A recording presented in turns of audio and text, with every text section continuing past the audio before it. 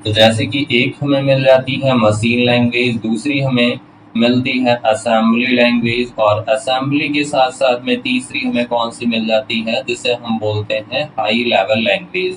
हमें ये बताया गया कि मशीन लेवल लैंग्वेज में विकसित किए गए जो भी एप्लीकेशन होते हैं वो क्या होते हैं, मशीन डिपेंडेंट होते हैं। ये मशीन डिपेंडेंट लैंग्वेज है। और मशीन डिपेंडेंट होने का मतलब इस लैंग्वेज में जो एप्लीकेशन जिस कंप्यूटर में पर विकसित किया जा रहा था, यानी कि जो प्रोग्राम आप जिस कंप्यूटर पर रन कर रहे थे, लिख रहे थे, सिर्फ उसी पर वो रन हो सकता था। उसे आप किसी अन्य मशीन या अन्य कंप्यूटर पर रन नहीं करा सकते थे किसी भी तरीके से। जब हम असेंबली पर मूव हुए तो असेंबली में क्या हुआ है, ये भी लेकिन एक तरीके से इसे मिड लेवल की मान सकते हैं। ना तो ये पूर्ण रूप से मशीन डिपेंडेंट है और ना ही पूर्ण रूप से मशीन इंडिपेंडेंट है।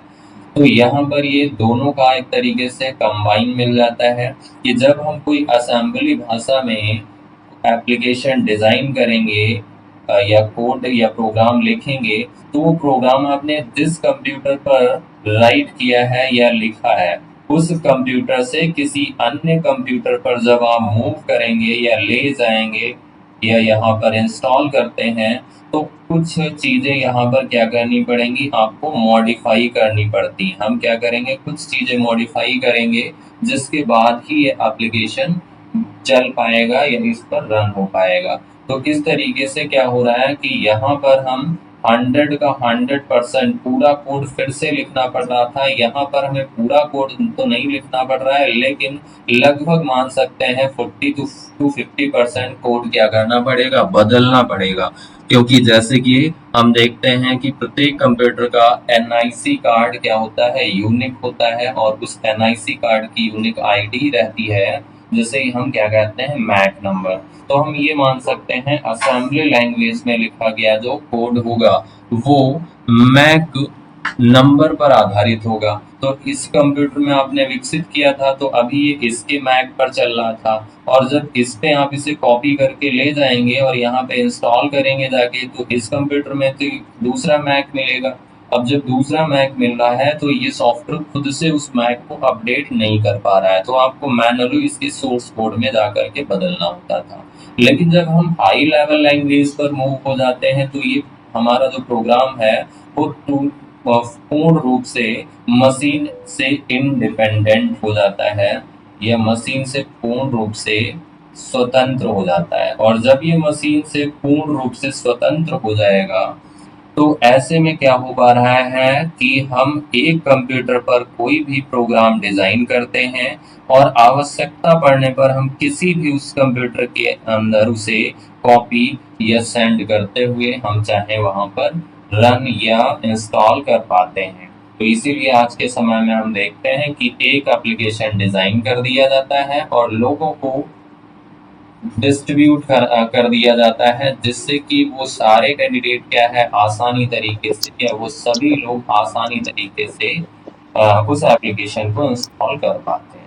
अब हाई लेवल लैंग्वेज में भी हम बात करते हैं तो बहुत सारी हाई लेवल लैंग्वेजेस मिल जाती हैं। तो किसके माध्यम से उन आईओटी एप्लीकेशंस को डिजाइन किया जा रहा होगा, जैसे कि अभी तक हम यूज कर रहे थे वो सी लैंग्वेज यूज की जा रही थी, इसी के साथ साथ में जैसे कि सी प्लस प्लस भी यूज की जा रही थी, पाइथन की जा रही थी। यानी कि इन लैंग्वेजों के माध्यम से हम आईओटी एप्लीकेशन डिजाइन कर रहे थे। अब अगर हम सी और सी प्लस प्लस देखते हैं तो ये असेंबली की तुलना में काफी आसान थी समझना, कोड को समझना आसान था, इन्हें मॉडिफाई करना आसान था। लेकिन कुछ दिनों के बाद क्या किया गया, इसी सी लैंग्वेज को थोड़ा सा मॉडिफाई किया गया कि हमें यहाँ पे क्या करना होता है कि कोई भी काम करने के लिए बार बार यहाँ पे लॉजिक क्रिएट करना होता है। तो उस लॉजिक के लिए हमें यहाँ पे क्या करके दे दिया गया कि यहाँ पर कुछ चीजें यूनिक तरीके से उस लैंग्वेज के साथ में ऐड कर दी गई। और जब उसमें कुछ बदलाव कर दिए गए, किसके आधार पर, आईओटी एप्लीकेशन की रिक्वायरमेंट के आधार पर। जैसे कि जो हमारा आईओटी एप्लीकेशन हम बना रहे हैं तो उसमें आवश्यक लॉजिक के अकॉर्डिंग जो हमें बार बार फंक्शन बनाना पड़ता है, तो उसी फंक्शनों को क्या कर दिया गया है, लैंग्वेज में इनबिल्ड कर दिया गया है, जिसे क्या कर दिया गया, एक अपडेटेड वर्जन या नए वर्जन के रूप में पेश कर दिया गया है, जिसे हम क्या कहते हैं, जिसे ही हम कहते हैं एम्बेडेड सी। तो इस तरीके से आज के समय में जो IoT एप्लीकेशन में हम लैंग्वेज यूज कर रहे हैं, वो कौन सी लैंग्वेज यूज कर रहे हैं, सी लैंग्वेज तो है, लेकिन सी लैंग्वेज पूर्ण रूप से नहीं है, सी का अपडेटेड वर्जन या जैसे हम कहते हैं एम्बेडेड सी लैंग्वेज यूज करते हैं, क्योंकि यहाँ पर हमें क्या मिलता है कि अलग अलग प्रकार के कई फंक्शन, जैसे कि आपने यूज किया है, हमें डिले फंक्शन हम यहाँ पे यूज कर लेते हैं और इसे वैल्यू पास करा देते हैं। ये क्या करता है, किसी भी पिन को या किसी भी वैल्यू को उतने समय के लिए डिले करा देता है। तो ये सी लैंग्वेज में ऐसा कोई फंक्शन हमें नहीं देखने को मिलता है, जबकि एम्बेडेड सी में हमें मिल जाता है। वैसे जो हम लगाते हैं डिजिटल राइट लगाते हैं, डिजिटल रीड लगाते हैं, तो ये जो फंक्शन है ये सी लैंग्वेज में नहीं मिलता है, लेकिन एम्बेडेड सी लैंग्वेज में मिल जाता है।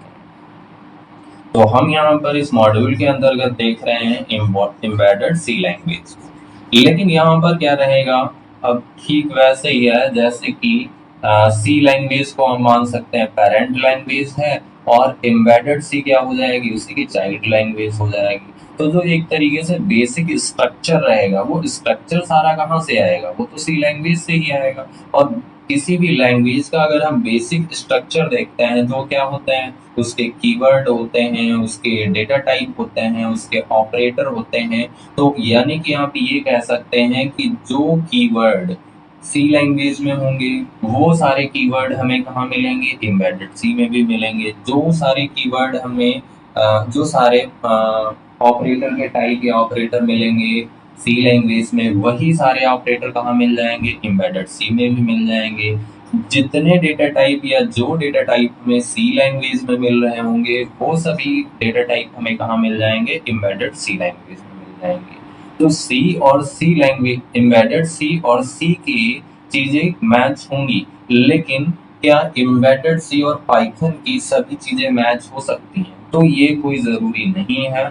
कुछ चीजें होंगी जो मैच हो रही होंगी, कुछ चीजें होंगी जो नहीं मैच होंगी, कि वो पाइथन में तो पाई जाती हैं लेकिन एम्बेडेड सी में नहीं है। कुछ ऐसी होंगी जो एम्बेडेड सी में तो पाई जाती हैं लेकिन वो पाइथन में नहीं। तो इसके लिए जैसा कि सबसे पहले हम देखते हैं कि एम्बेडेड सी लैंग्वेज है क्या। तो जैसा कि हमने देखा कि यह एक हाई लेवल लैंग्वेज है, और हाई लेवल लैंग्वेज के साथ साथ में ये कैसी इंटरप्रेटेड लैंग्वेज है या कंपाइल्ड लैंग्वेज है। तो हमें यह भी ध्यान रखना है कि यह एक कंपाइल्ड लैंग्वेज है, यानी कि किसके द्वारा इसकी प्रोसेसिंग की जाती है, कंपाइलर के द्वारा प्रोसेसिंग की जाती है।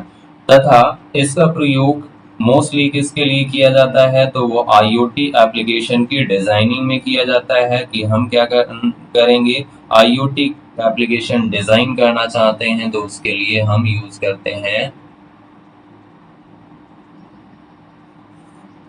IoT एम्बेडेड का।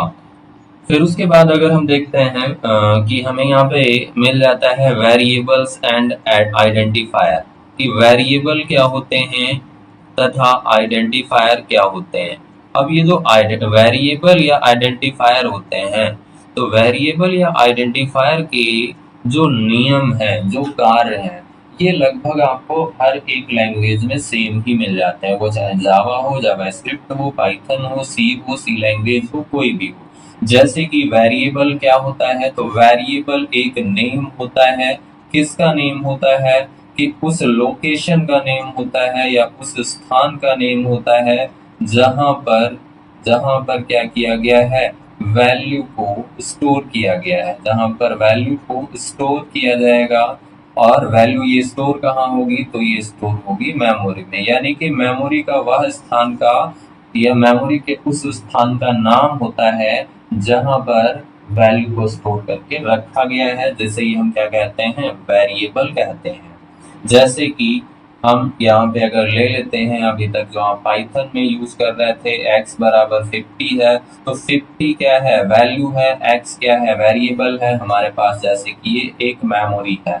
अब इस मेमोरी में आप ये जो 50 स्टोर करोगे, आज के समय में जो हम मेमोरी यूज कर रहे हैं वो सभी कैसी हैं, लगभग हमें सभी मिल जाती हैं रैंडम एक्सेस या रैंडम टेक्नोलॉजी पर आधारित मिल जाती हैं। और ये जो वैल्यू स्टोर होती है जाके, ये भी कहाँ स्टोर होती है जाके, तो ये भी रैम में स्टोर होती है जाकर।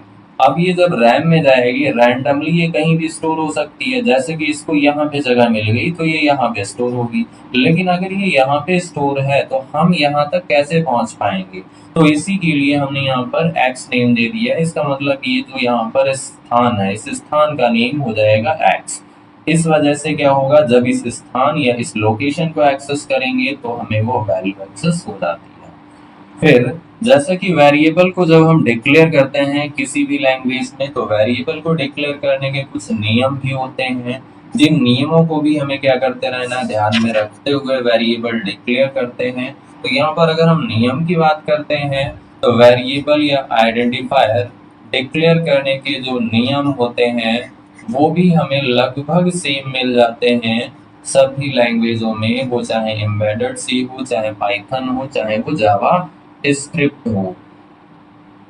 जैसे कि अगर हम देखते हैं कि जो वेरिएबल होता है, वो नियम डिक्लेरेशन के सारे नियम आप पाइथन वाले ही इस पे अप्लाई कर दीजिएगा। जो एक एक्स्ट्रा नियम हमें यहाँ पे मिल जाता है उसको भी हम देख लेंगे। जैसे कि वेरिएबल नेम हमेशा ये बताया जाता है कि स्टार्ट होना चाहिए, ओनली स्टार्ट ओनली, किससे स्टार्ट होगा, अंडरस्कोर या फिर किसी भी कैरेक्टर से स्टार्ट हो। और इसके अंदर क्या हो सकता है, एक जो वेरिएबल नेम हो उसके अंदर क्या क्या हो सकता है, तो कोई भी कैरेक्टर हो सकता है, अंडरस्कोर हो सकता है, तथा 0 to 9 कोई भी नंबर हो सकता है। कभी भी नेवर, कभी भी वेरिएबल नेम स्टार्ट नहीं होना चाहिए, कभी भी स्टार्ट नहीं होना चाहिए। क्या नहीं स्टार्ट होना चाहिए, तो वो नंबर से नहीं स्टार्ट होना चाहिए वेरिएबल। तो ये तो कुछ क्या है, नियम है। और वेरिएबल जो होता है ये कैसा होता है, तो यह भी केस सेंसिटिव होता है, हमें यहाँ यह भी ध्यान रखना है। लेकिन यहाँ पर जो सी लैंग्वेज या इम्ड सी लैंग्वेज है, वो उसमें हमें क्या मिल जाता है कि यहाँ पर हमें कीवर्ड का यूज करना होता है। हमें बताना पड़ता है कि हम ये जो वेरिएबल डिक्लेयर कर रहे हैं उसके अंदर किस प्रकार की वैल्यू को स्टोर करेंगे। तो इसके लिए हमें इसकी क्लास भी बतानी पड़ती है, जिसे हम कहेंगे कि हमें क्या करना पड़ेगा, इनिशियलाइज करना पड़ेगा। इनिशियल क्लास हमें क्या करनी पड़ेगी, क्लास का भी इनिशियलाइजेशन करना पड़ेगा, जिस प्रकार की वैल्यू हम उसके अंदर स्टोर करना चाहते हैं। जैसे कि अगर हमें x के अंदर इंटीजर वैल्यू स्टोर करना, हमारे पास एक इंटीजर वैल्यू है 5, तो इसके लिए पाइथन में अभी तक हम क्या कर रहे थे, x इक्वल टू 5 कर रहे थे, लेकिन एम्ड सी में हमें यहाँ पे लगाना पड़ेगा इंट x इक्वल 5। और एम्बेडेड सी में प्रत्येक स्टेटमेंट को क्या किया जाता है, सेमी कॉलन के माध्यम से टर्मिनेट किया जाता है। दूसरा, जैसे कि अगर हमें फ्लोट वैल्यूज के अंदर स्टोर करनी है, तो हम क्या यहाँ पे फ्लोट या रियल वैल्यू स्टोर करने के लिए फ्लोट कीवर्ड यूज करेंगे, जिसके बाद आप इसके अंदर क्या कर सकते हैं, फ्लोट वैल्यू को स्टोर कर सकते हैं।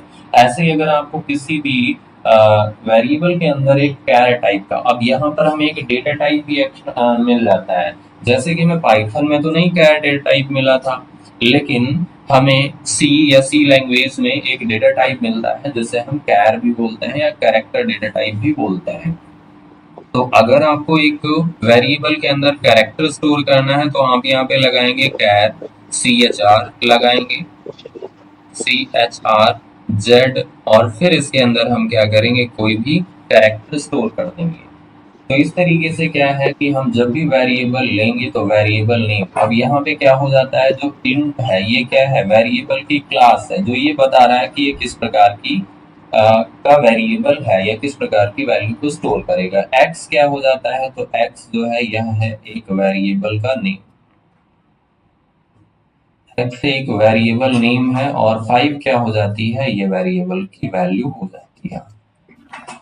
इसके बाद आगे बढ़ते हैं तो हमें मिल जाता है कि डेटा टाइप देख लेते हैं।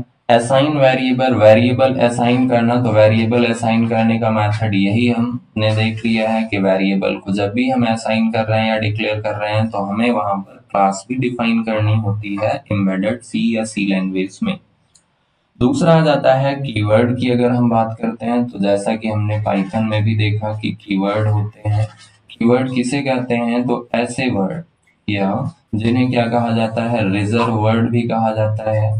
तो ऐसे शब्द जिन्हें क्या किया गया था जब लैंग्वेज को विकसित किया जा रहा था या लैंग्वेज को डिजाइन किया जा रहा था, तो लैंग्वेज को डिजाइन करते समय जिन शब्दों को किसी विशिष्ट कार्य के लिए असाइन कर दिया गया, किसी विशिष्ट या स्पेशल कार्य के लिए क्या कर दिया गया, असाइन कर दिया गया, तो उसे ही हम क्या कहते हैं, कीवर्ड या रिजर्व वर्ड कहते हैं। यहाँ पर हमें जो सी लैंग्वेज में कीवर्ड मिल जाते हैं, जितने भी कीवर्ड हैं सी लैंग्वेज में वो सारे कीवर्ड हमें एम्बेडेड सी में भी मिल जाते हैं। और इसके अलावा कुछ नए कीवर्ड मिलते हैं किसमें, वो एम्बेडेड में। तो एम्बेडेड में हमें एम्बेडेड सी लैंग्वेज में सी लैंग्वेज की तुलना में कुछ नए कीवर्ड शामिल किए गए हैं। जैसे कि कौन सा मिल जाता है, एस बिट मिल जाता है, जैसे कि बिट मिल जाता है, जैसे कि एस एफ आर मिल जाता है, जैसे कि एक होता है वोलाटाइल, वोलाटाइल मिल जाता है, वोलाटाइल TILE। ये चार, और एक हमें यहाँ पे मिल जाता है मैक्रो, और एक होता है मैक्रो। ये 5 कीवर्ड जो हैं ये एक्स्ट्रा होते हैं, यानी कि नए ऐड किए गए हैं किसमें, एम्बेडेड सी में, लेकिन ये सी में नहीं पाए जाते हैं। जैसा कि हमने इससे पीछे देखा जब आपने वेब डिजाइनिंग पढ़ा था, तो वेब डिजाइनिंग में दिया गया था कि HTML5 में कुछ अलग से नए एलिमेंट जोड़े गए थे जो पहले नहीं पाए जाते थे। तो वही कंडीशन यहाँ पर भी बन जाती है। फिर उसके बाद आगे बढ़ते हैं, तो अगला हमें जो मिल जाता है कि बिल्ट, यहाँ पर हम डेटा टाइप देखते हैं कि एम्बेडेड सी लैंग्वेज में हमें कौन कौन से डेटा टाइप मिलते हैं, जिसे हम क्या बोल सकते हैं, बिल्ट इन डेटा टाइप भी बोल सकते हैं। कि कौन कौन से डेटा प्रकार होते हैं, जैसा कि हमने पाइथन में तो देखा है कि स्ट्रिंग है, इंटीजर है, फ्लोट है, और लिस्ट है, टुपल है, डिक्शनरी है। तो क्या वो सारे डेटा टाइप यहाँ पर भी मिल जाते हैं? तो वो सारे डेटा टाइप यहाँ पे नहीं मिलते हैं, लेकिन कुछ ऐसे होंगे जो यहाँ पर होते हैं और पाइथन में नहीं पाए जाते हैं। तो बिल्ट इन डेटा टाइप क्या होता है, जो एक प्रकार की वैल्यू या वेरिएबल के प्रकार को परिभाषित करता है। तो पूछा जाता है कि डेटा टाइप होता क्या है, तो यह वेरिएबल यह जो होता है वो वेरिएबल के अंदर स्टोर की गई वैल्यू को बताता है। वेरिएबल के अंदर वेरिएबल में स्टोर की गई वैल्यू को बताता है। क्या बताता है कि इसके अंदर क्या स्टोर है, यह बताता है। की गई वैल्यू के प्रकार को बताता है, जिसे ही हम क्या कहते हैं, डेटा टाइप कहते हैं। जैसे कि अगर हम देखते हैं हमें क्या मिल जाता है, एक इंटीजर डेटा टाइप मिलता है, जिसमें क्या होता है, पूर्ण संख्याएं रहती हैं या होल नंबर्स ही रहते हैं। कभी भी इसमें फ्लोटिंग पॉइंट नंबर या डेसिमल, एक तरीके से फ्रैक्शनल नंबर नहीं हो सकता है। दूसरा हमें कौन सा मिल जाता है, दूसरा हमें डेटा टाइप मिल जाता है फ्लोट या रियल जिसे बोलते हैं। तो फ्लोट या रियल जो होता है, इसमें हमेशा नंबर जो होता है वो किस में रहता है, फ्रैक्शनल फॉर्म में रहता है, जैसे कि पॉइंटिंग के कोई भी नंबर रहेगा वो पॉइंट में क्यों ना, जैसे कि अगर आपको 5 लिखना है तो यहाँ पे आप 5 लिखते हैं और यहाँ पे क्या लिखेंगे, 5.0 लिखेंगे। वही एक हमें यहाँ पे मिल जाता है कैरेक्टर टाइप का डेटा, कैरेक्टर डेटा टाइप, जहाँ पे हम क्या करते हैं, सिंगल कैरेक्टर दिया जाता है। जैसे कि क्या है, अगर हम सिंगल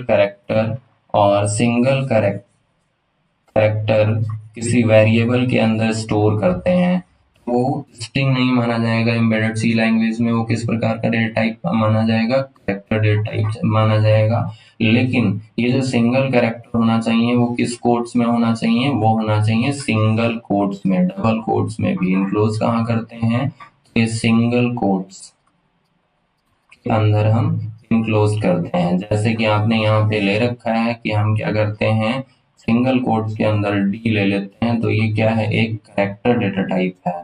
वही अगर हम दूसरा लेते हैं स्ट्रिंग, तो स्ट्रिंग में जो भी वैल्यू रहती है वो क्या रहेगी, डबल कोट्स के अंदर रहेगी। आप चाहें तो एक से अधिक अक्षर रहेंगे, तो इसमें रहेंगे क्या, एक से अधिक, हमेशा एक से अधिक अक्षर रहेंगे। सिंगल अक्षर नहीं दिया जाएगा, एक से अधिक अक्षर होंगे, ना कि सिंगल कैरेक्टर होगा। और उन्हें कहाँ डबल कोट्स में रखा जाएगा, कभी भी सिंगल कोट्स में नहीं रखा जाएगा। इसके साथ साथ में नंबर भी यहाँ पे हो सकता है कोई भी, चाहे वो इंटीजर या फ्लोट, यानी कि डबल कोट्स के अंदर रखी गई वैल्यू तथा या अक्षरों की श्रृंखला क्या कहलाती है, स्ट्रिंग कहलाती है। तथा सिंगल कोट्स के अंदर दिया जाने वाला सिंगल कैरेक्टर किस प्रकार का डेटा कहलाता है, तो कैरेक्टर डेटा कहलाता है।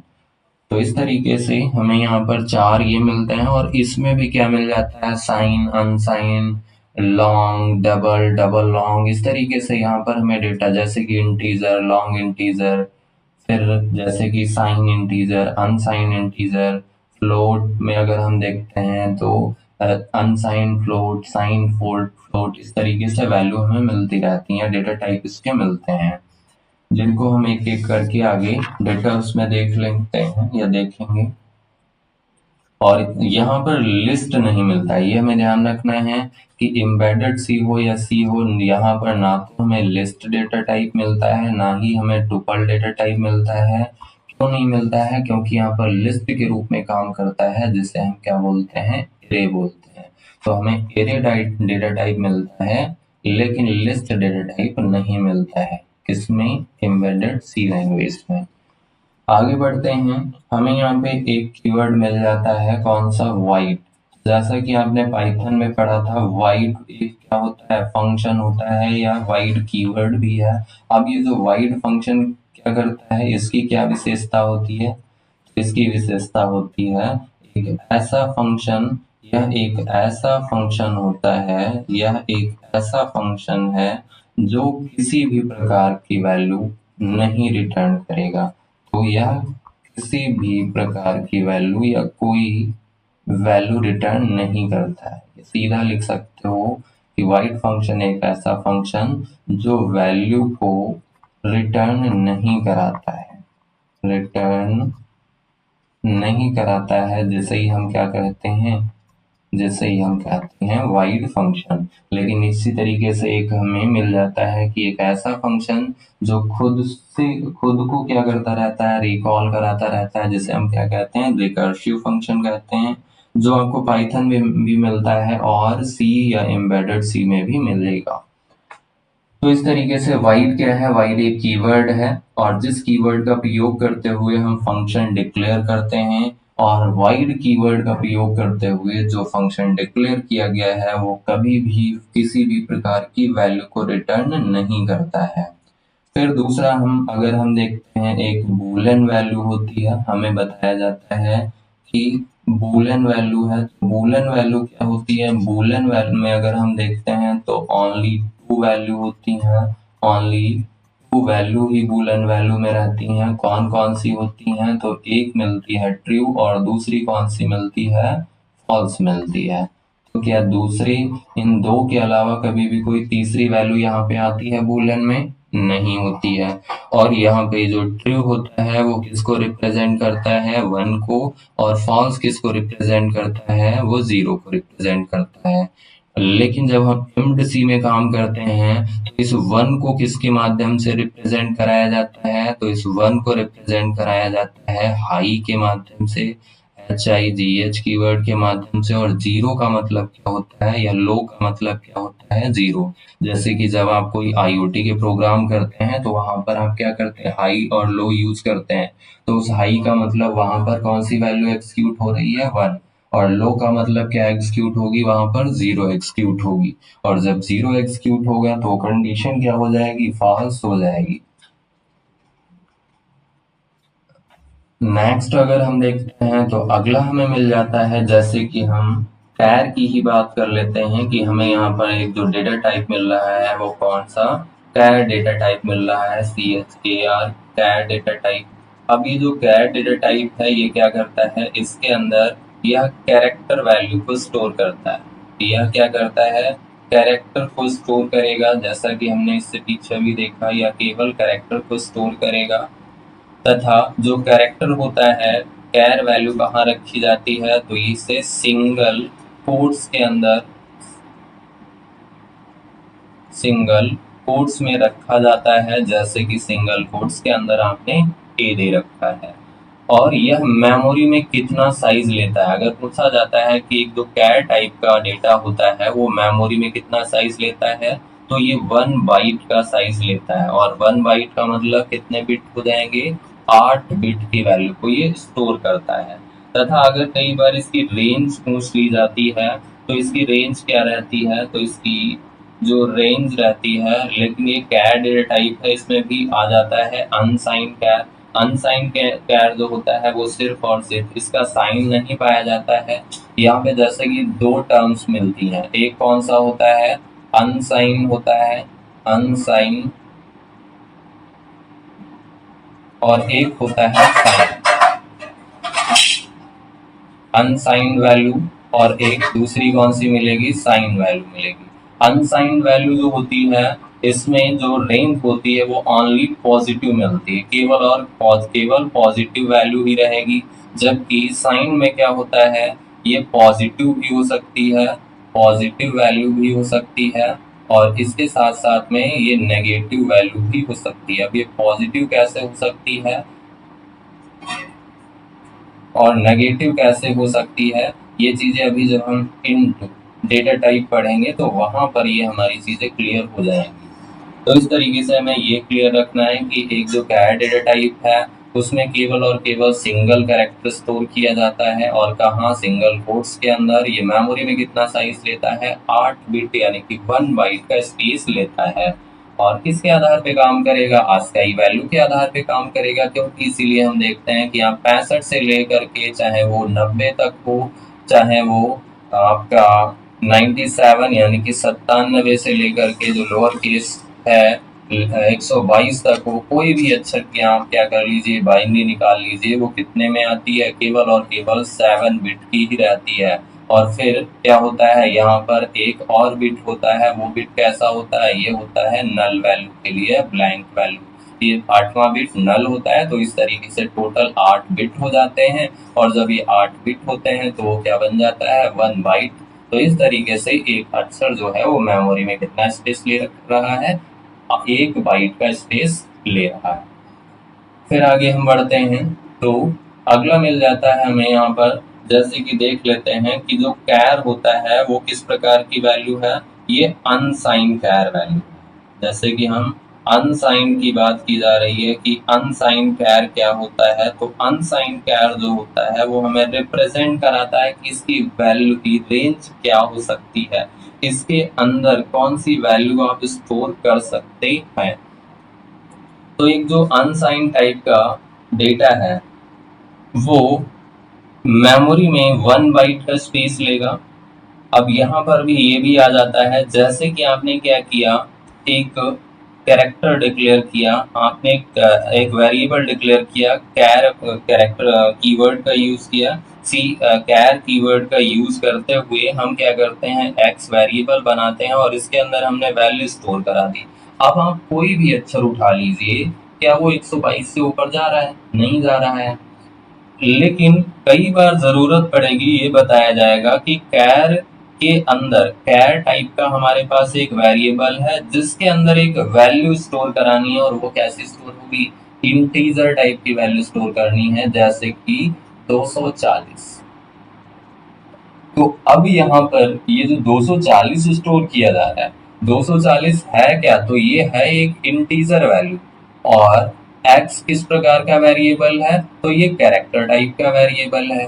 तो ये x जो है कैरेक्टर टाइप का वेरिएबल है और ये कैरेक्टर स्टोर करेगा, कैरेक्टर के साथ साथ में इंटीजर को वैल्यू की रेंज को स्टोर करेगा, इसमें भी सक्षम है, यानी कि ये भी स्टोर कर रहा है और ये भी स्टोर कर लेगा। लेकिन अगर इस रेंज को नंबर पर ये काम करने लगेगा तो इंटीजर नंबर तो बहुत सारे हैं, आप चाहे 10,000 2,000 5,000 ये सब इंटीजर नंबर ही है, तो ये कहाँ तक स्टोर कर पाएगा। तब हम मूव करते हैं अनसाइंड कैर के अंदर, ये हमें मिल जाता है कि हम ये बोलेंगे कि ये जो वेरिएबल है ये कैसा वेरिएबल है, तो ये है अनसाइंड कैर।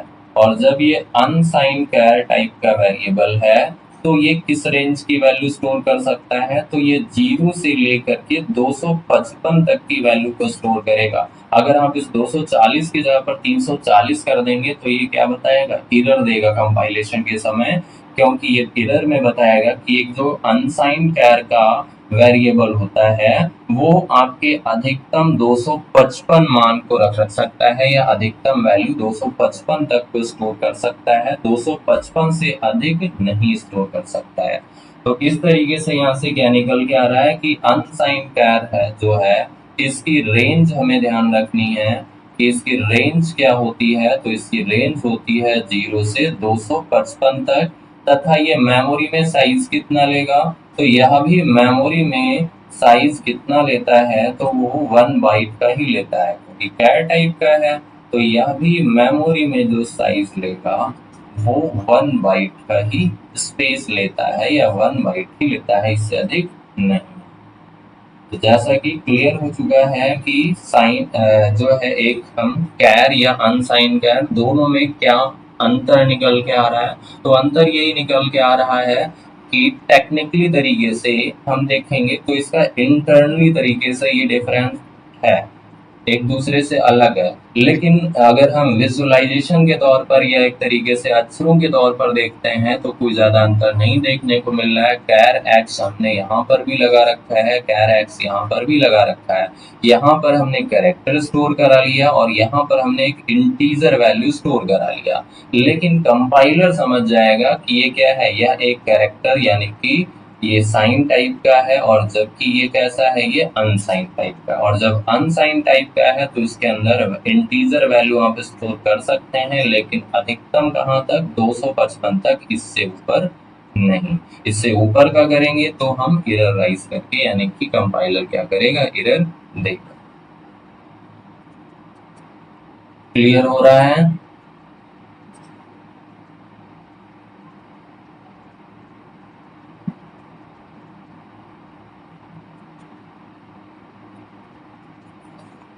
सुन रहे हैं सभी लोग या नहीं, केवल हम कहानी पढ़ते जा रहे हैं? क्यों लक्ष्मण? जी सर। कनेक्ट है सर।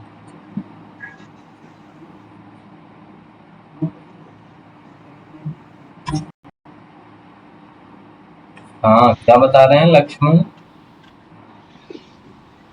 सुन रहे हैं सर। सुन रहे हैं। आवाज वगैरह क्लियर आ रही है?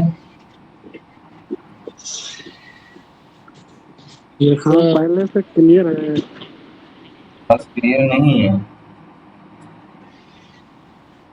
माइक चेंज की है, उसी में कुछ दिक्कत कर रहा है। ठीक है सर। वो डाउन हो गई या दूसरी लगाई है। चलो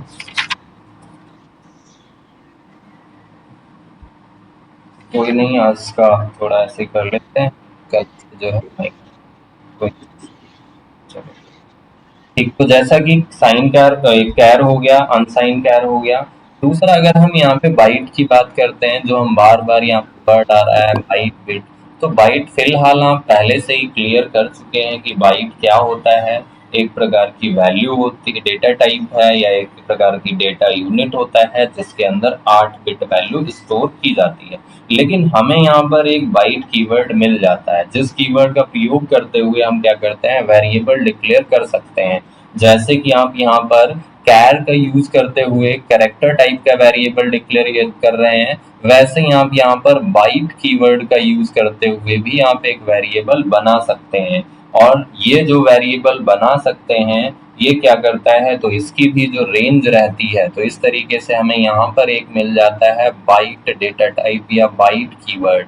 अब इस बाइट कीवर्ड का प्रयोग करते हुए जब हम वेरिएबल को का इनिशियलाइजेशन करेंगे तो यह भी किस रेंज पे काम करेगा या अधिकतम कितनी वैल्यू को स्टोर कर सकता है, तो यह भी 0 से 255 पे ही काम करेगा, क्योंकि बाइट का मतलब क्या हो जाएंगे, वो ये 8 बिट पे काम करेगा, और जब 8 बिट पे काम करेगा तो यानी कि वो 1 बाइट का वैल्यू है, और जब 1 बाइट है तो ये मेमोरी में कितना स्पेस लेगा, 1 बाइट का। जब कैरेक्टर भी 1 बाइट स्पेस ले रहा है और बाइट भी 1 बाइट का स्पेस ले रहा है, तो ऐसे में रेंज भी दोनों की क्या हो जाएगी, सेम हो जाएगी। 0 से 255 ये भी स्टोर कर सकता है, एक्सिक्यूट कर सकता है, और 0 से 55 ये भी कर सकता है, इससे ऊपर नहीं कर सकता है। तो बाइट में हमें बस यही क्लियर रखना है कि बाइट क्या है, एक 8 बिट वैल्यू होती है जो अनसाइंड पर काम करेगा। अब अच्छा, यहाँ पे जैसे कि अनसाइंड आ रहा है, तो कई बार ये जो साइन वर्ड आता है, इस साइन में अगर हम जाते हैं तो साइंड में क्या कभी ऐसा हो सकता है कि एक जो ये नंबर है वो कैरेक्टर को ही आप ले सकते हैं। क्या कैरेक्टर जो आस्काई वैल्यू है वो माइनस में कभी हो सकती है, तो वो तो नहीं हो सकती है, क्योंकि जो मैं और जब वो माइनस में हो नहीं सकती है तो ऐसे में वो साइन के अंदर मूव नहीं हो सकती है। वो जब वो हो नहीं सकती है तो वो साइन के अंदर मूव नहीं हो सकती, हमेशा वो क्या रहेगी, अनसाइन ही रहेगी। जैसे कि ये चीजें हमें यहाँ से इंट से क्लियर हो जाएंगी। अगर हम देखते हैं, एक हमें मिल जाता है इंट और दूसरा कौन सा मिल जाता है, अनसाइन इंट, अनसाइन इंट। तो ये एक इंट टाइप की वैल्यू है और दूसरी क्या है, अनसाइन इंट टाइप की वैल्यू है। अब अगर हम एक इंट टाइप की वैल्यू की बात करते हैं, जैसे कि कोई वेरिएबल डिक्लेयर करेंगे, तो ये क्या करेगा, आप यहाँ पर आप लगाते हैं इंट कीवर्ड और एक्स। अब इसके अंदर आप कोई भी वैल्यू स्टोर करा रहे हैं तो ये वैल्यू स्टोर हो रही है। अब ऐसे में जो एक्स डिफाइन है वो किसका कैसा है, इंटीजर टाइप की वैल्यू को स्टोर करेगा।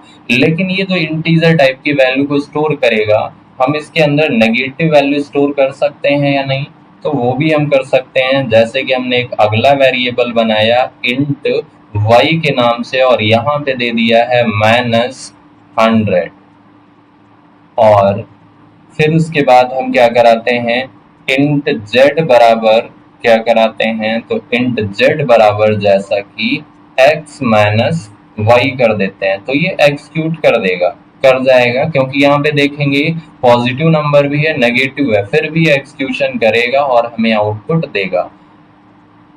तो इस तरीके से जो साइन इंट है इसका अगर हम देखते हैं, ये क्या करेगा, तो यह मेमोरी में ये एक इंटीजर टाइप की वैल्यू को स्टोर करेगा, तो यह एक इंटीजर टाइप की वैल्यू को स्टोर करता है, तथा ये मेमोरी में कितना स्पेस लेता है, तो यह हमें क्लियर रखना है कि ये मेमोरी में 2 बाइट का स्पेस स्टोर करता है, रखता है।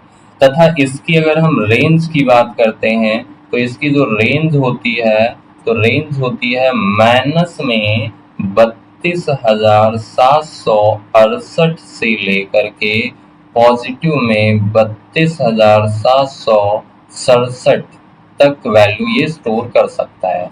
कौन, तो ऐसे में अगर पूछ लिया जाता है कि एक साइन इंट वेरिएबल की रेंज क्या होती है, या डायरेक्टली दे दिया गया कि इंट टाइप के वेरिएबल की रेंज क्या होती है, तो उसकी वैल्यू की रेंज होती है, उस वेरिएबल की रेंज होती है माइनस में 32,768 से पॉजिटिव में या प्लस में 32,767। मतलब आप इस एक्स के अंदर अधिकतम मान कितना स्टोर कर सकते हैं, 32,767 तक वैल्यू स्टोर कर सकते हैं। अगर यहाँ पे आप इंट इस एक्स के अंदर यहाँ पे स्टोर करा देते हैं 32,770 करा देते हैं, तो ये एरर देगा, या ये एरर नहीं देगा तो ये कहाँ मूव हो जाएगा, लॉन्ग इंट पर मूव हो जाएगा। तो इस तरीके से अगर इसके अंदर वैल्यू स्टोर की जाएगी पॉजिटिव में 32,767 तक, तो वो इंट ही रहेगा। लेकिन आपने 32,770 कर दिया, मतलब इस रेंज से बाहर निकल गए, या ऊपर निकल गए तो ऊपर निकलने पर हमें क्या करना पड़ेगा, इंट से अगले डेटा टाइप पर मूव होना पड़ेगा या बड़े डेटा टाइप पर मूव होना पड़ेगा, और वो कौन सा होगा, लॉन्ग इंट होगा। तो हम ये बोलेंगे यहाँ पर ये जो इंटीजर है वो कैसा है, लॉन्ग इंट है, ना कि सिर्फ और सिर्फ इंट है। तो इस तरीके से एक इंटीजर वेरिएबल की जो रेंज होती है वो माइनस में 32,767 से 32,767 तक रहती है मेमोरी में, 2 बाइट लेता है। वही अगर हम अनसाइन इंट में जाते हैं तो अनसाइन इंट में हमें क्या मिल जाता है, तो यह भी एक इंटीजर टाइप की ही वैल्यू को स्टोर करेगा, ये भी क्या करेगा, इंटीजर वैल्यू को ही स्टोर करेगा। मेमोरी में कितना स्पेस लेगा, तो ये भी 2 बाइट का ही स्पेस लेगा। लेकिन यहाँ पर क्या रहेगा, इसकी रेंज की अगर हम बात करते हैं तो इसकी रेंज अलग हो जाती है। इसकी जो रेंज रहती है वो 0 से लेकर के 65,535 तक रहती है। मतलब ये 0 से काम करना स्टार्ट करेगा, किसी भी नेगेटिव वैल्यू पे काम नहीं करेगा। तो इस तरीके से हम ये कह सकते हैं कि जो इंट या साइन इंट जो होता है वो क्या करेगा, उसके अंदर पॉजिटिव वैल्यू भी हो सकती है और नेगेटिव वैल्यू भी हो सकती है। यानी कि इसकी रेंज में दोनों प्रकार की वैल्यू आती हैं, लेकिन इसकी रेंज में क्या रहेंगी, ओनली पॉजिटिव नंबर रहेगा, नेगेटिव नहीं रहेगा। अगर आप यहाँ पे अनसाइंड, जैसे कि हम एक वेरिएबल यहाँ पर डिक्लेयर करते हैं तो लगाएंगे आप कीवर्ड अनसाइंड, ये कीवर्ड आपको यहाँ पर लगाना, टाइप करना पड़ेगा अनसाइन इंट, तब ये अनसाइन टाइप का बनेगा। और फिर x इक्वल टू क्या कर देते हैं, 5 कर देते हैं। और दूसरा हम क्या करते हैं, जैसे कि लगाते हैं अनसाइंड इंट और y के नाम का वेरिएबल है, इसके अंदर स्टोर करते हैं -5। तो इनमें से कौन सा वेरिएबल डिक्लेरेशन सही है और कौन सा गलत है, तो हमें ये मिल जाता है सही है, पहला वाला ये स्टेटमेंट सही है। लेकिन ये क्या है, यह एक गलत डिक्लेरेशन है। क्योंकि गलत क्यों है, क्योंकि ये है आउट ऑफ रेंज। ये क्या है, आउट ऑफ रेंज है, कि ये रेंज के बाहर है। क्योंकि एक जो अनसाइन टाइप का इंटीजर वेरिएबल होता है वो नेगेटिव वैल्यू को स्टोर नहीं कर सकता है, केवल पॉजिटिव वैल्यू को ही स्टोर कर सकता है। तो इस तरीके से हमें यहाँ पर साइन और अनसाइन दोनों में क्या अंतर होता है वह मिल जाता है। बस हमें ये क्लियर रखना है कि एक जो साइन टाइप का होगा, अब यहाँ पे साइन लिखा तो नहीं है, कई बार दे दिया जाएगा कि एक जो साइन इंटीजर होता है, तो चाहे आप साइन इंटीजर बोलिए चाहे इंटीजर बोलिए, बचेगा दूसरा, वो कौन सा हो जाएगा, अनसाइन इंटीजर हो जाएगा। तो साइन पॉजिटिव नेगेटिव दोनों, अनसाइन केवल और केवल पॉजिटिव पे काम करेगा। ठीक, अगला अगर हम देखते हैं तो हमें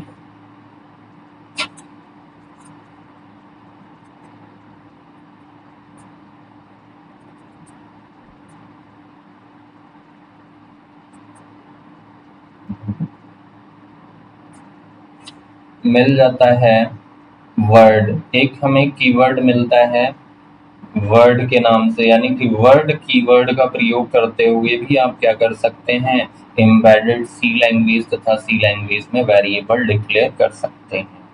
तो वर्ड जो होगा ये भी क्या करेगा, अनसाइन नंबर होता है और ये लगभग 16 वैल्यू को स्टोर करता है।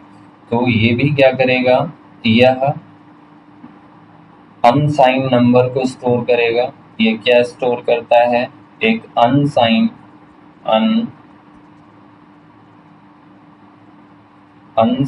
वैल्यू को स्टोर करेगा। और जब अनसाइंड वैल्यू की बात हो जाए तो अनसाइंड का मतलब क्या होगा, ओनली पॉजिटिव, ना कि नेगेटिव। केवल और केवल पॉजिटिव वैल्यू इसके अंदर स्टोर कर सकते हैं, नेगेटिव नहीं कर सकते हैं। तथा यह मेमोरी में कितना साइज लेता है, तो यह मेमोरी में 2 बाइट का स्पेस लेता है। और 2 बाइट का स्पेस लेने के साथ साथ में इसकी हमें रेंज क्या मिल जाती है, तो इसकी हमें रेंज मिलती है 0 से 65,535 तक। 65,535 हमें रेंज मिल जाती है।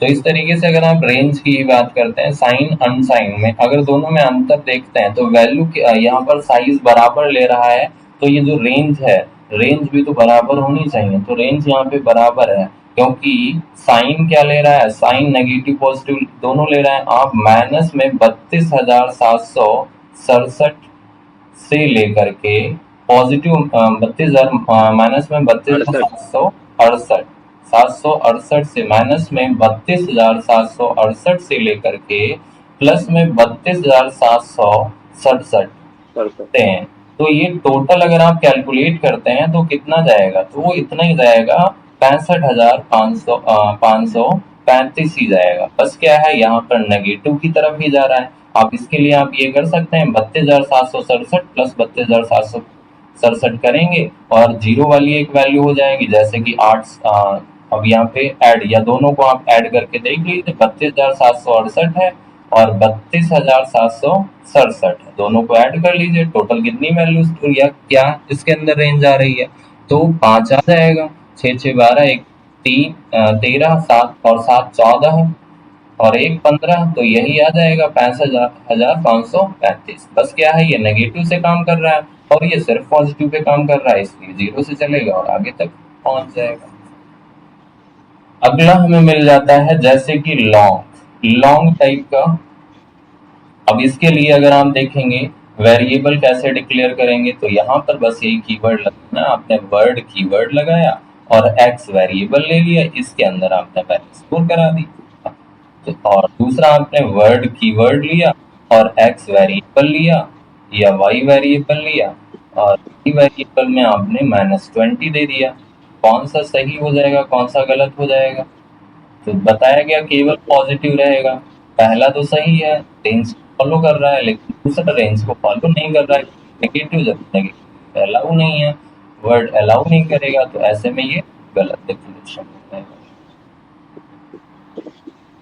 अगला अगर हम देखते हैं मिल जाता है लॉन्ग का प्रयोग करते हुए भी आप क्या कर सकते हैं, लॉन्ग टाइप वेरिएबल डिक्लेयर कर सकते हैं। तो लॉन्ग टाइप जो होता है ये क्या करता है, तो यहाँ भी वैल्यू को स्टोर करेगा, ये किसी भी प्रकार का वैल्यू, यानी कि अब ये जो लॉन्ग होगा ये अनसाइन लॉन्ग होगा या साइन लॉन्ग होगा, तो ये साइन लॉन्ग होगा, और जब ये साइन लॉन्ग हो जाएगा तो इसके अंदर कैसी वैल्यू हो सकती है, नेगेटिव वैल्यू भी हो सकती है और पॉजिटिव वैल्यू भी हो सकती है, दोनों वैल्यू हो सकती है। ये मेमोरी में कितना साइज लेता है, 4 बाइट का स्पेस लेता है, 4 बाइट का साइज लेगा।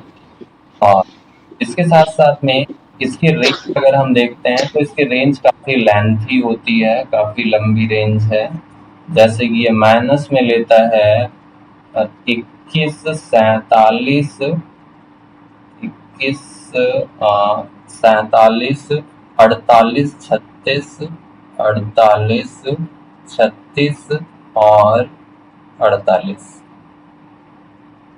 यहाँ से नेगेटिव से स्टार्ट करता है और पॉजिटिव में लेके जाएगा, कितना हो जाएगा, 21, 47, 48, 36, 47। बस ये ध्यान रखना है कि जो नेगेटिव की वैल्यू होती है इससे एक कम रहता है पॉजिटिव में, यहाँ पे 48 है तो यहाँ पे 47, जैसे कि वहां पर कितना था, 32,768 नेगेटिव में था, पॉजिटिव में कितना 67 था, तो इसकी रेंज ये होती है। अब फिलहाल हमें यहाँ पर ये रेंज की वैल्यू जानने याद रखने की जरूरत नहीं है, इतनी हाई वैल्यू नहीं पूछी जाएगी। यहाँ से लॉन्ग से आपका ये पूछा जा सकता है कि एक लॉन्ग टाइप का वेरिएबल किस प्रकार की वैल्यू को स्टोर करता है, केवल पॉजिटिव, केवल नेगेटिव या पॉजिटिव नेगेटिव दोनों, तो पॉजिटिव नेगेटिव दोनों। मेमोरी में कितना स्पेस लेता है, तो केवल और केवल 4 बाइट का स्पेस लेता है, और 4 बाइट का स्पेस लेने का मतलब कितने बिट हो जाएगा, 32 बिट वैल्यू इसके अंदर स्टोर हो सकती है। ठीक ऐसे ही हमें यहाँ पे मिल जाता है एक लॉन्ग टाइप का, जिसे हम क्या कहते हैं, लॉन्ग नहीं, अनसाइन लॉन्ग जिसे कहते हैं, हमें एक मिल जाता है अनसाइन लॉन्ग। अनसाइन लॉन्ग क्या करेगा, अनसाइन लॉन्ग का भी यही काम रहेगा, बस क्या है, जब अनसाइन वर्ड आ जाए सीधा हम कहाँ मूव कर जाएंगे, ओनली पॉजिटिव। इसके अंदर क्या होगा, जो वैल्यू होंगी वो ओनली पॉजिटिव होंगी, ना कि नेगेटिव रहेगी, तथा इसका साइज क्या रहेगा, मेमोरी में 4 बाइट का ही रहेगा, मतलब 32 बिट रहेगी। और जब इसकी रेंज की बात करेंगे तो यहाँ पर रेंज जो होगी वो काफ़ी हाई हो जाएगी। तो इस तरीके से लॉन्ग, अनसाइंड, ये सारी चीज़ें क्लियर हैं। अगला हमें मिलेगा फ्लोट। फ्लोट क्या होता है? तो एक दो और डेटा टाइप हैं जिनको देखते हुए फ्लोट है, डबल है, स्ट्रिंग और एरे। ये 3 से 4 बचे हुए हैं डेटा टाइप जिनको देखते हुए फिर हम पहुंच जाएंगे कहाँ पर? वेरिएबल के प्रकार पर। तो कल हम ये जो डबल बचा हुआ है, स्ट्रिंग बचा हुआ है और फ्लोट बचा हुआ है और एरे बचा हुआ है, तो ये 4 डेटा टाइप ये हैं या 4 प्रकार के वेरिएबल डिक्लेरेशन ये हम बचे हुए हैं। 2 करेंगे। वेरिएबल जो होते हैं, जैसा कि वेरिएबल के स्कोप क्या रहते हैं, आप इससे पीछे पाइथन में कई बार पढ़ चुके हैं, वही सारी चीज़ें यहाँ पर रहेंगी। तो ये वेरिएबल के स्कोप वाला टॉपिक भी कल पूरा कर लेंगे। इसके साथ साथ में कल हमें ऑपरेटर तक की सारी चीज़ें कंप्लीट कर लेनी है। तो आज की क्लास में इतना ही रखते हैं और बाकी की जो चीज़ें रहेंगी वो कल रहेंगी। कल संडे है लेकिन फिर भी कोई, जब ऑनलाइन ही क्लास है तो ऑनलाइन क्लास में कोई छुट्टी नहीं रहेगी, हम संडे को के दिन भी क्लास चलेगी, क्योंकि वैसे भी अगर 2 दिन जो है छुट्टियाँ रही हैं तो उसमें चीज़ें डिले। ठीक है, तो कल भी सभी लोग समय से जो है क्लास जाएं और फॉर्म अपना गूगल फॉर्म फिल करते रहेंगे। गूगल फॉर्म फिल करने के साथ साथ में अब आपका जैसे कि जो ऑफलाइन टेस्ट था वो तो नहीं संडे हो पा रहा है, इसके लिए बस आप थोड़ा सा खुद से रिस्पॉन्सिबल होते हुए मॉक टेस्ट अधिक से अधिक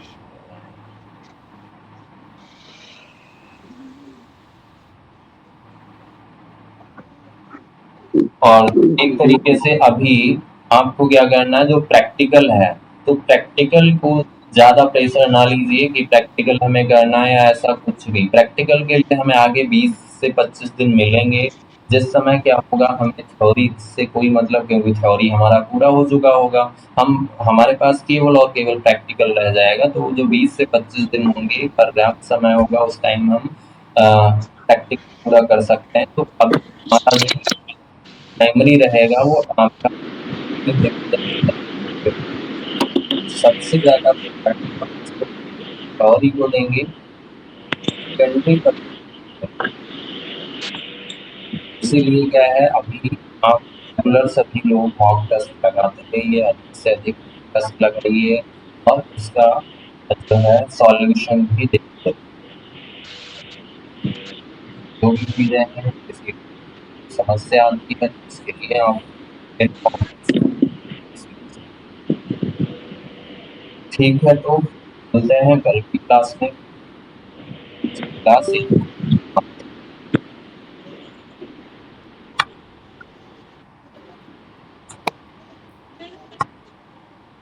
सर हाँ बताइए लक्ष्मण। सर भानु ग्रुप में ऐड नहीं है क्या? उसके में मैसेज नहीं आता है। भानु ग्रुप में ऐड तो है यार। किसमें? M2 M3 या किसमें? भानु से बोलो मैसेज करें मुझे, व्हाट्सएप पे मैसेज डालें, चेक कर लेते हैं नंबर ऐड है या नहीं। अभी तो यहाँ से लेफ्ट हो चुके हैं।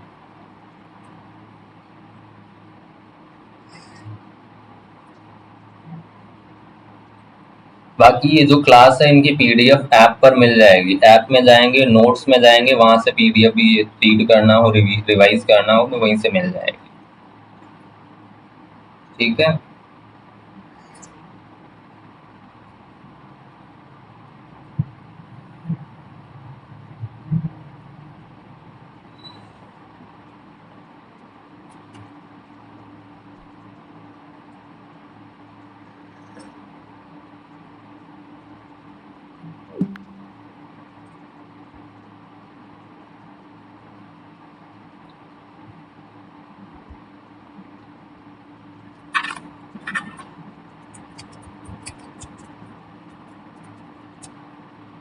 आज तारीख कितनी है प्रभु?